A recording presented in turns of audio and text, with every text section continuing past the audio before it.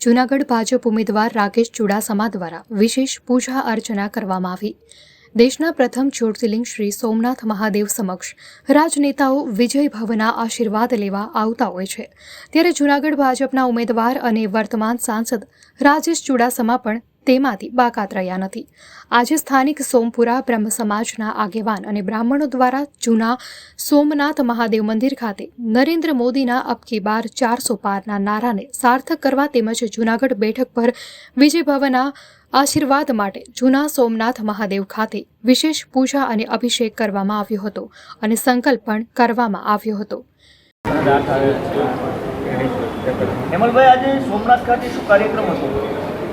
આજરોજ તીર્થ પુરોહિત શ્રી સોમપરા બ્રાહ્મણ સમાજ દ્વારા માનનીય વડાપ્રધાન શ્રી નરેન્દ્ર મોદીજીએ એક સંકલ્પ લીધો છે, અબ કી બાર 400 પાર। શું કામ અબ કી બાર 400 પાર? એ આપણે સૌ સનાતનીઓ સમજીએ છીએ।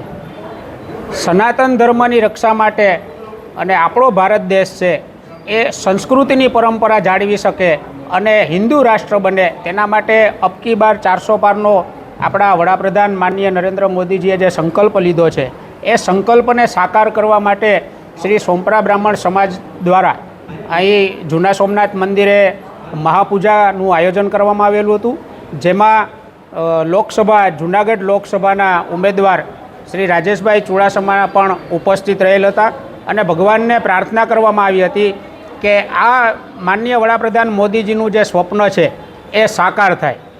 જ્યારે દેશમાં અથવા દેશ ઉપર કે વિશ્વમાં જ્યારે આપત્તિઓ કે કોઈ મોટી મહામારી આવતી હોય ત્યારે સ્થાનિક તીર્થ પુરોહિત શ્રી સોમપરા બ્રાહ્મણ સમાજ દ્વારા સોમનાથ મહાદેવને આવી રીતે પૂજા કરી અને આવી આપત્તિ અને કોઈ મોટી મહામારીમાંથી બચવા માટે ભગવાન રસ્તો બતાડે એવી પ્રાર્થના કરવામાં આવે છે। તેવી જ રીતે આજે પણ આપણો ભારત દેશ છે હિન્દુ રાષ્ટ્ર બને, સંસ્કૃતિનું પરંપરાગત જે જળવાઈ રહે આપણા ભારત દેશમાં, એવી મહાદેવને પ્રાર્થના કરવામાં આવી છે। જૂનાગઢ ઉમેદવાર રાજેશ ચુડાસમાએ કહ્યું હતું કે અહીંથી સરદારે સંકલ્પ કર્યો હતો અને અડવાણીજીએ રથયાત્રા કાઢી હતી, તે તમામના સંકલ્પ પૂર્ણ થયા છે અને આજે અમે પણ એક સંકલ્પ કર્યો છે। અહેવાલ પરાગ સંગતાણી, લોકાર્પણ। અપેક્ષા સાથે સંકલ્પ લીધો, આજે શું પ્રાર્થના કરી મહાદેવને?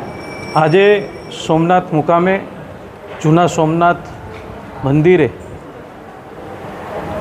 સોમનાથ સોમપરા તીર્થ પુરોહિતો દ્વારા જ્યારે આ દેશને સંકટ આવ્યું ત્યારે અને આ દેશ હિતમાં જ્યારે અહીંયાના સોમપુરા તીર્થ પુરોહિતો દ્વારા જે સંકલ્પો કરવામાં આવ્યા છે એ હંમેશા પૂરા થયા છે અને સોમનાથની ભૂમિ છે જ્યાં સરદાર વલ્લભભાઈ પટેલે પણ સંકલ્પ કર્યો તો એ પણ પૂરો થયો।